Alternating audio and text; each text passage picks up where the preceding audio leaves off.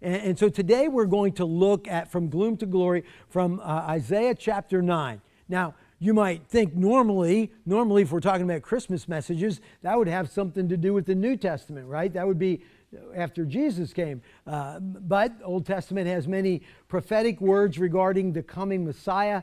And so today we're going to look at Isaiah chapter 9, the first 7 verses. Now, just a little bit of context for the period of history when this is written, but Isaiah would have written around 700 years before the time of Christ. And so he is writing in a period where Israel is in a very dark moment in their history. They are divided as a nation in that there's civil war going on, but then there's also pressure coming from the north, from other countries. Assyria is right there on the border, ready to impose their will on the people. Babylon is just in the near future, is going to be the invading force. And so they are constantly living in this time of peril and struggle and fear and darkness. And so Isaiah writes and gives them hope in that darkness. He's going to show them that there is reason to have hope, even though things look pretty grim at the time.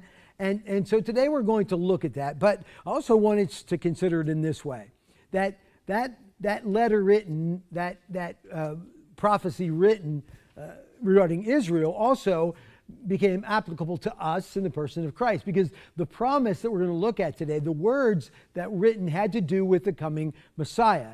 And the fact that the darkness that they faced would be answered in the person of the Messiah. Now, here's the problem for Israel.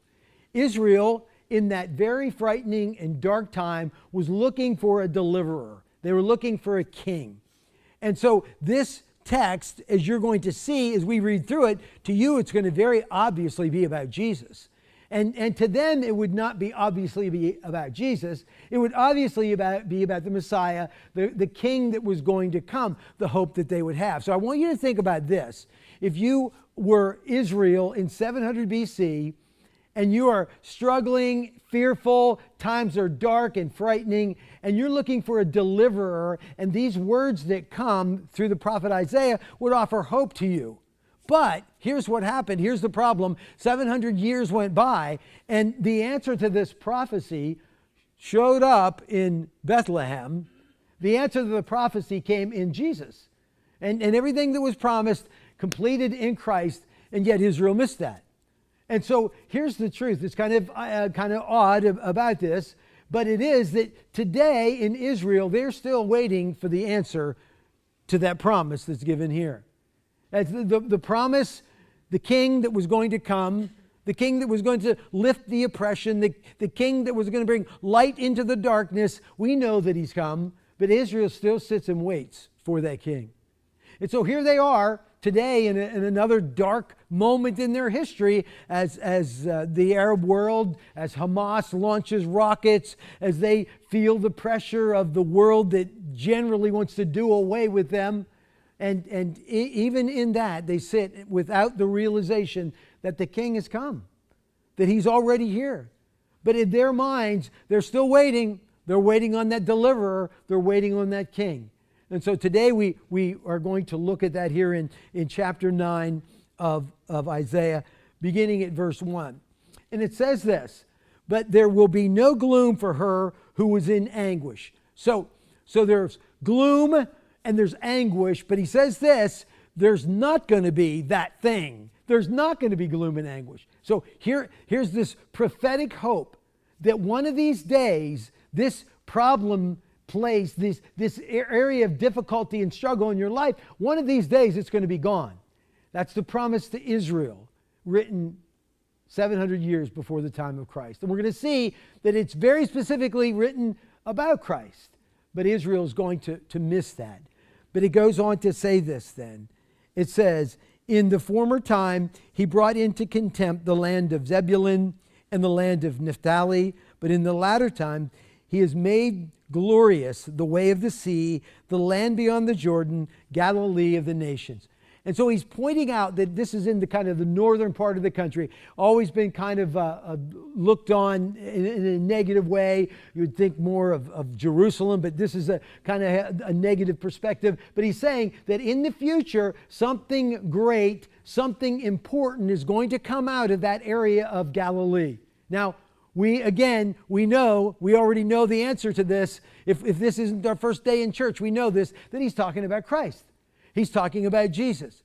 And so Isaiah telling them, okay, in your anguish, in your gloom, one of these days that's going to be lifted, and it has something to do with something that's going to happen in that area of Galilee.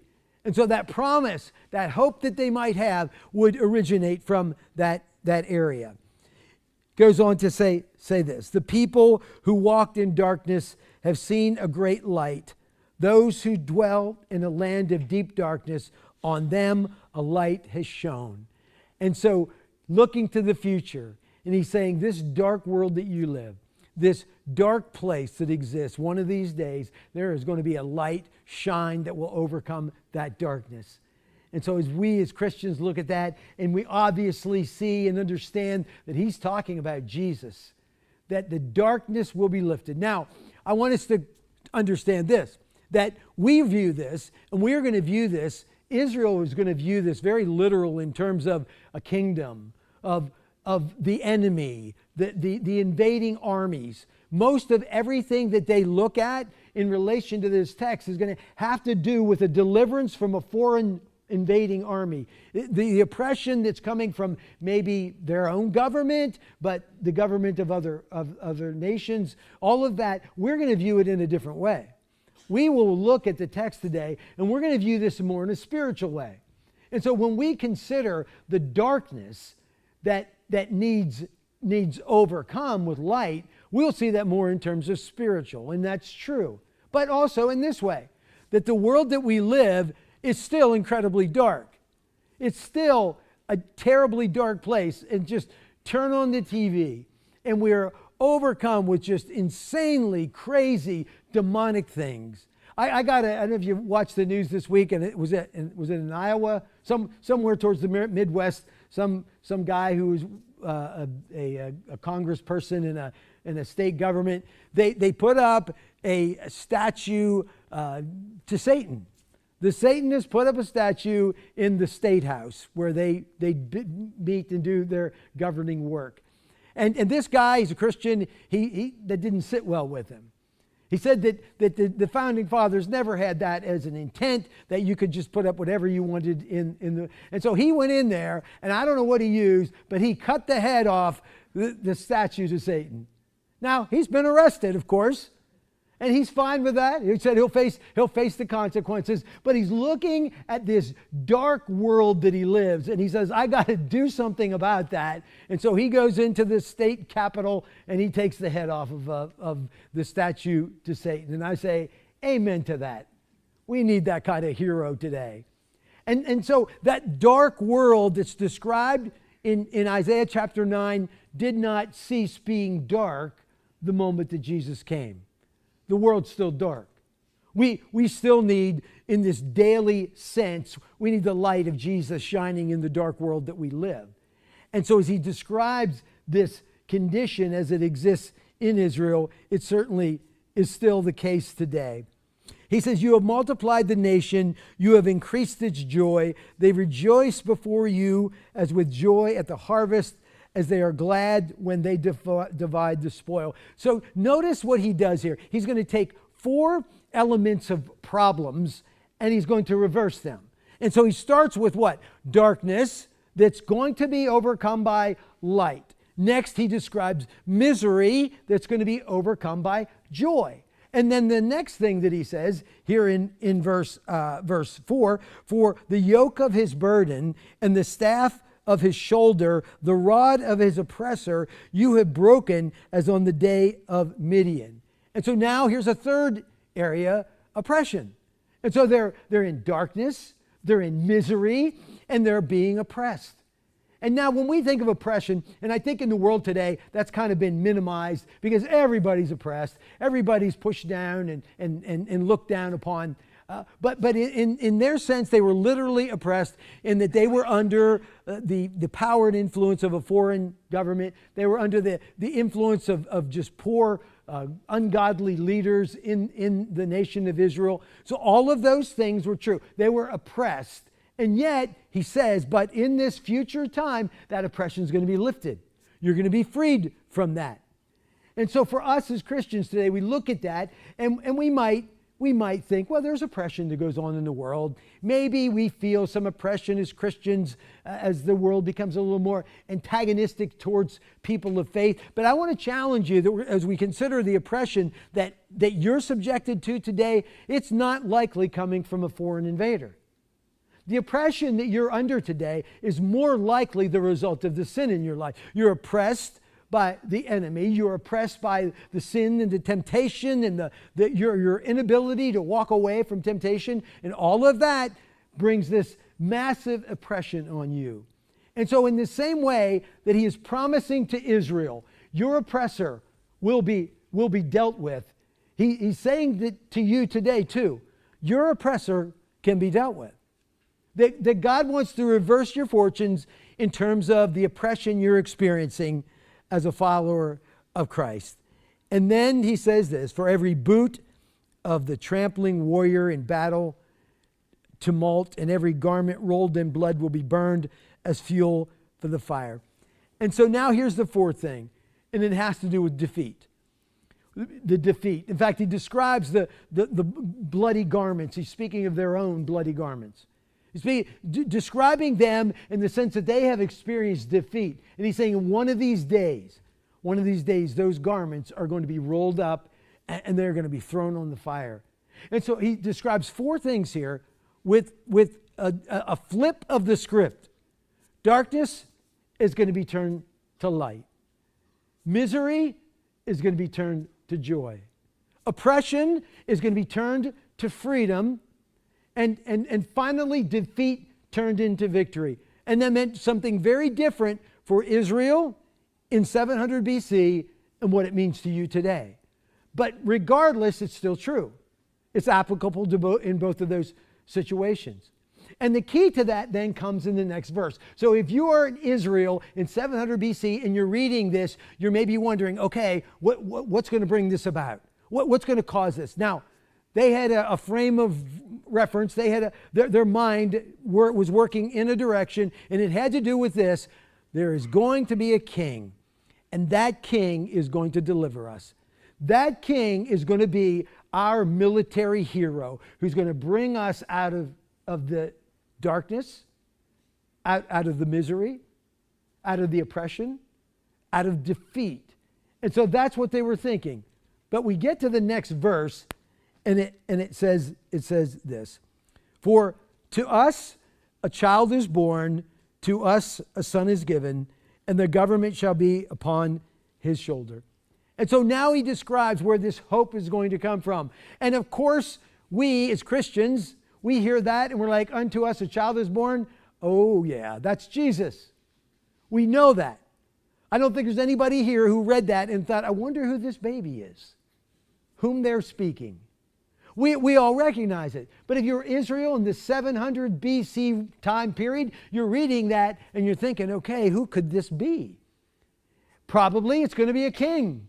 There's going to be a baby that's born that will eventually be the king that will bring freedom and deliverance to us. And it's true.